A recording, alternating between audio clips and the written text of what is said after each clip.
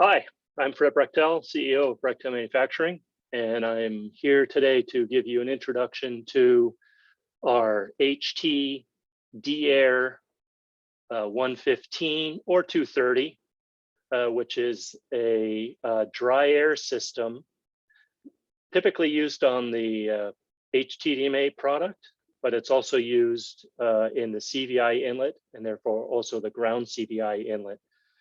For any application where you need to make really, really dry air. So this system is comprised of three major components. Down here, we have the compressor, which is shown mounted to an aluminum plate back here in the back. In the middle here, we have a self-regenerating dry air system. So this system has two desiccant cartridges in it, and the airflow is switched between one or the other cartridge every 60 seconds. And I'll get into more details about that as we get into the discussion of how the instrument works. So this generates the dry air. And then finally, we have the ballast tank, the 6-liter tank, where we control the outlet pressure at about 18 PSI using this permanently adjusted regulator, where we supply air out via the 1/2-inch fitting to your HTDMA instrument, or perhaps CVI or GCVI if you have one of those products. So let me start by going into more detail regarding each of the individual components that make up the dry air system. To do that, I'm gonna spin this around so you can see the backside of the compressor. So you can see the compressor here, and this small plastic box is where the AC power is going in, and it's distributed inside this box to the various fans.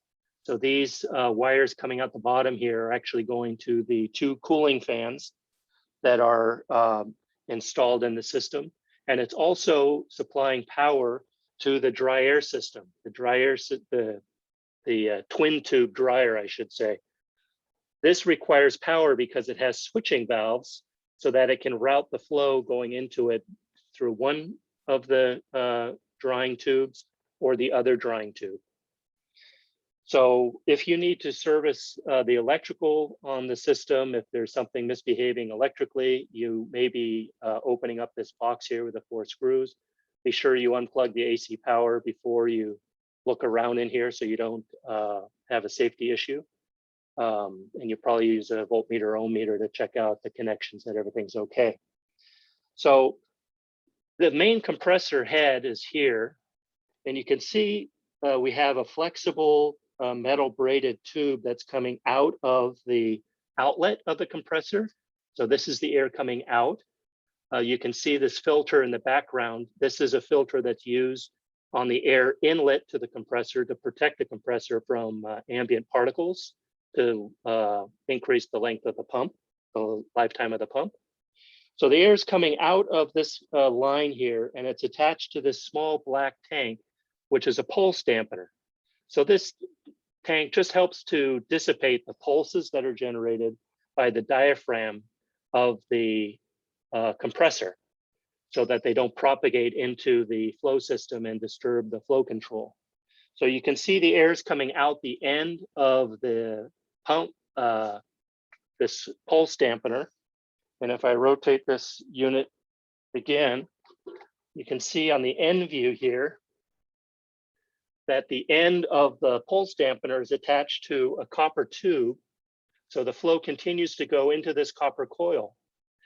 And the purpose of the copper coil is to cool down the compressed air, it comes out hot, and to try to trap an initial amount of water vapor in the flow so that the water vapor can be condensed out and that liquid water can be removed from the flow before the flow enters the dryer up here. So if I come back over to this side, can't really see the coil, but on this side you can see it. So here's the coil, and you can see right above it we have a cooling fan that's blowing downward to try to keep the coil cool. And it also helps cool the diaphragm of the pump so that it doesn't overheat. So any water that condenses inside this coil as the airflow is passing through it is collected in this water trap. So the inlet to this water trap is on the opposite side here. You can't see it. This is the outlet tube here. And this water trap has a unique feature where every time the pressure is relieved in the flow system, it opens up the drain valve. So that means it's auto draining, which is important because if we just allowed water to continuously accumulate, eventually this would just fill up with water and we would just be pushing water into the dry air desiccant tubes up here and render it useless. So it's important that this water trap be functioning properly and that the draining feature, you can see there's a flexible tube down here that is directed, typically a tube will be attached to the end here so that the water is directed to some kind of a shallow pan or maybe outside where water can simply flow away from the system in a way that doesn't cause any problems in the lab or wherever the dry air system happens to be located. We would typically have the dry air system set up a few inches, and then we would use some kind of a bottle or a collection pan that would collect the condensate here. And then maybe once a week, someone would have to come and take the pan and empty it in the sink. And then you put the empty pan back underneath here so it can continue to collect water. So if you're in a really humid environment, you may collect a lot of water in here. And so you need to take care that the condensate is drained out of this water trap properly. And over time, if the unit is running continuously, the volatile organic gases and other compounds can condense and dirty up the inside of this water trap. And it's important that at least once every 6 months to a year, that this be open. This just twists off and pulls down. And you can clean the inside of it, rinse it out and visually inspect it to make sure that all the pieces look like they're still working okay. You may also want to inspect this filter element that's inside here. You can unscrew this too, and you can clean that and then make sure all the O-rings are installed when you put it back in. There's an O-ring installed right here around the top of this cup that you want to put some grease on if you're taking it off. And then you just need to find the place where this pushes up. There's some tabs that lock it in place, and then rotate it so that this is fully locked in place. All right. So once the water is condensed in here, the air comes out this fitting and it goes up this red tube, and it enters the inlet of the twin tube dryer. So let me point this downward here. So you can see again, the water trap is mounted here. There are 2 bolts here that mount it, that go through the aluminum plate. And the arrows in the plate sort of show you the direction of the airflow. So if you need to replace this water trap, you'll need to dismount these 2 bolts to be able to pull the old unit out and then mount the new unit in its place. So the compressed air is coming out of this assembly, out of the water trap, and it's going into this 3-way valve. This 3-way valve is a part of the desiccant dryer. And what it does is it routes the inlet flow to either this tube or this tube. These 2 tubes are attached. One is attached to one can that has desiccant in it. The other tube goes to the second can that also has desiccant in it. And this desiccant never needs to be replaced because the way this system works is as the flow comes in and is routed to the main tube being used, the flow goes through the desiccant, through the canister that's active, and then it comes out. Let me move this slightly here. It comes out this rear tube here, and comes around. And on this side here, you can't really see very well, there's a bypass. There's an orifice here between the two cans, so that some of the dry air that's coming out of this canister, coming out here, some of it is routed to the other canister. And most of it is going out this tube here, and then comes out this shuttle valve that goes back and forth based on the pressure, and comes out through this red tube here. But what's interesting is that this active canister is also supplying dry air that goes in to the dry air tube that has desiccant that's currently not valved in, that's not being used to create the primary dry air. So that means that it's purging with dry air the second desiccant unused canister, and that is simply coming out this other end, and then it's being vented. So it's just going to the atmosphere at that point. So every 60 seconds, this three-way valve on top of the dry air canisters is switching from one of these canisters to the other canister. And when one canister has the full flow, the other canister is receiving the dry air purge of a few liters per minute so that it dries out the desiccant. So it's ready and nice and dry for the next switch. So some of the things that you need to pay attention to on this desiccant air dryer assembly is here we have power in. So power in is it's being switched through this relay that's getting, in this case, 230 volts.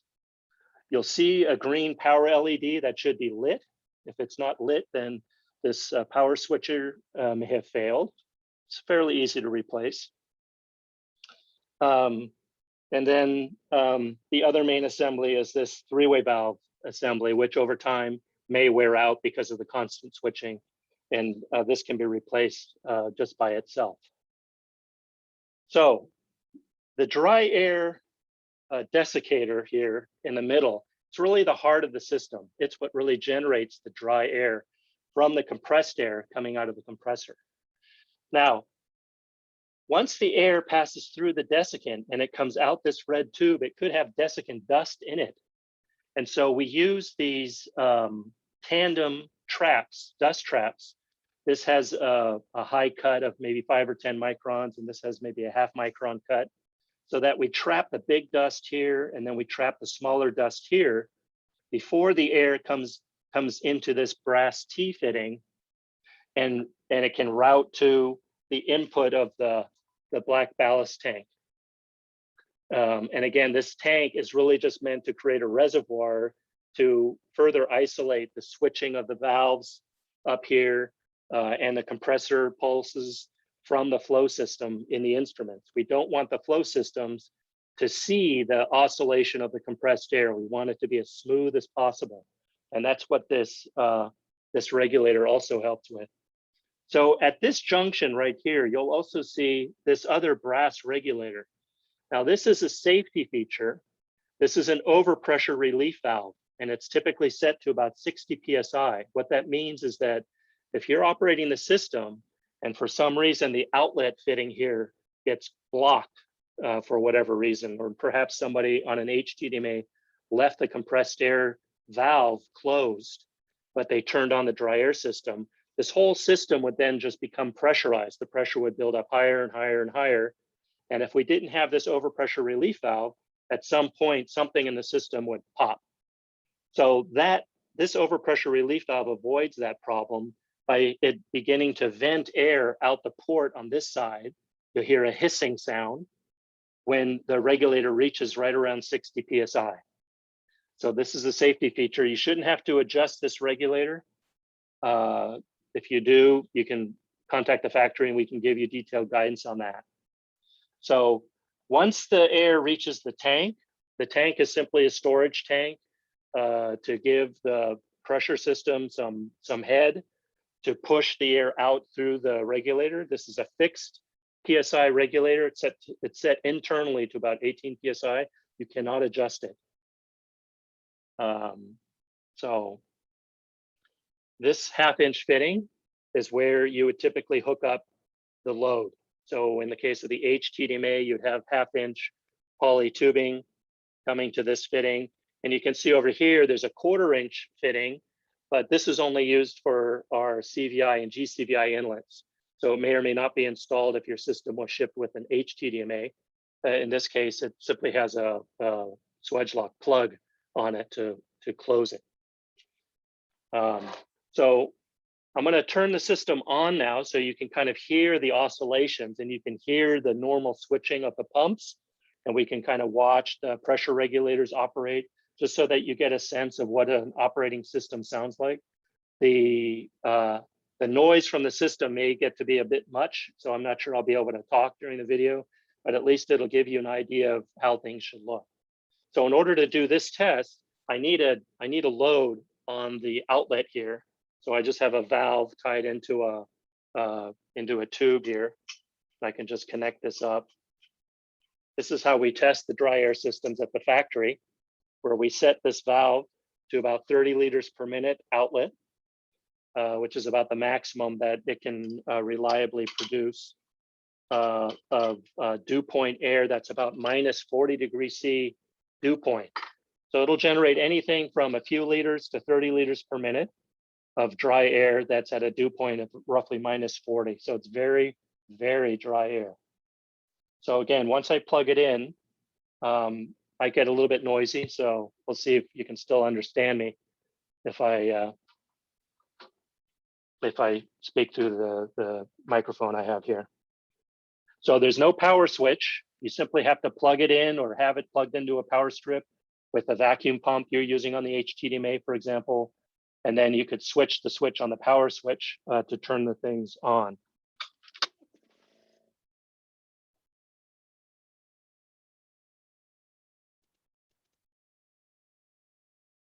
Oh, here the pump is running. And I can turn the flow down a little bit. Flow's coming out here. Feels like about 30 liters per minute. You can see the regulators coming up to about 12 PSI right now.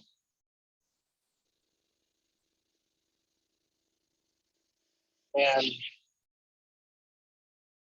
this regulator should be controlling so that it's so that the pressure is rising.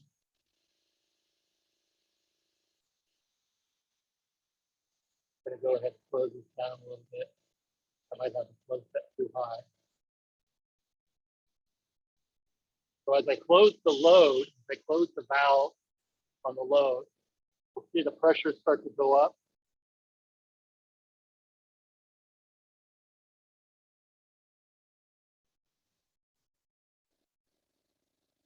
And then it looks like this overpressure relief valve hasn't been set yet.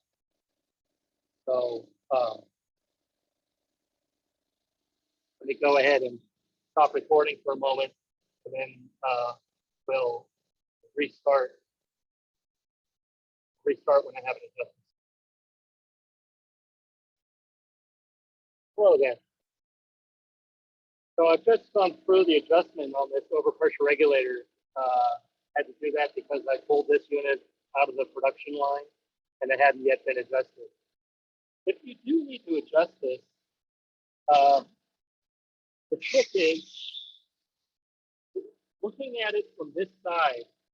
You want to turn the handle on the regulator, which you might need to pull out away from the brass body first to loosen it. You want to turn it clockwise so that it's fully loosened. Because if you're looking at it from the other direction, you'd be spinning it counterclockwise. So that effectively closes the regulator, this overpressure relief puller. Now what you want to do is you want to spin it back counterclockwise, looking at it from this side, 5 to 6 turns. So one trick is to put a little piece of tape on the plastic handle you're spinning so you can easily count how many turns you've made on it. So 5 to 6 turns back should get the pressure range right in the sweet spot where we want it to be. So I still have flow coming out of this tube, And you can see every time the desiccant dryer switches, you'll see this arrow drop about 10 psi. See that? It dropped down to about 50 psi. And now it's going to build up again as the unused desiccant cartridge has just been valved in place, but it was at atmospheric pressure. So it needs to be filled up and repressurized. That causes the pressure to drop temporarily, and then it's building up again. So right now it's getting close to about 58 psi from 50, and 60 seconds is going to go by, and then it's going to switch again, and you'll see the pressure drop. That's normal. That's what you should see. Now, to confirm that the setting on this is correct, what I can do is I can block this flow. That forces this to pressurize. Now you hear the hit.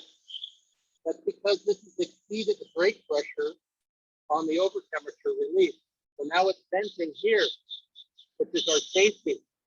Now when if I let the air flow back here, so I just simulated a block.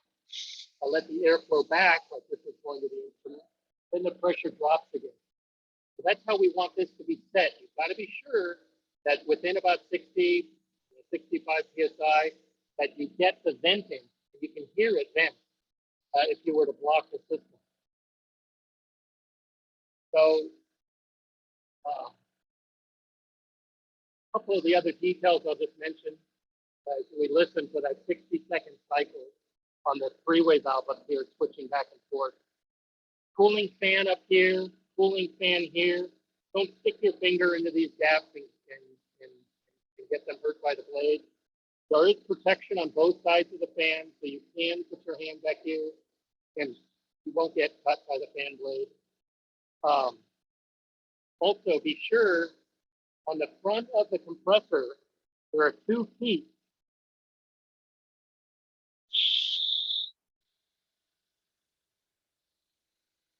These 2 feet right here will normally have bolts installed when the unit is shipped.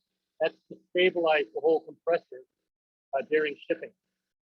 These need to be removed before you use the instrument. Otherwise, you're going to radically shorten the life of the pump because all the vibrations of the pump are going to go directly into the pump. I'll also mention that the hottest spot on the pump is, it's just me hitting the power cord, sorry. Hottest spot on the pump is right on the other side of this fan, basically close to the underside of this filter. So having some kind of external cooling air, if you place this in a kind of a closet, it's always good to have some sort of like a floor mount fan, sort of blowing an auxiliary amount of cooling air, keep the overall system cool. And then the other thing to remember is that this needs to be deployed inside. These are sensitive electronics, so it needs to be protected from the elements, rain, snow, pollution, that sort of thing. That'll radically shorten the life of the unit if it's exposed to those kinds of elements. So that's the basic setup of the system. Hope that has covered most of the questions that you might have. For detailed service guidance, typically want to get in touch with the factory. We're happy to help you. And happy sampling.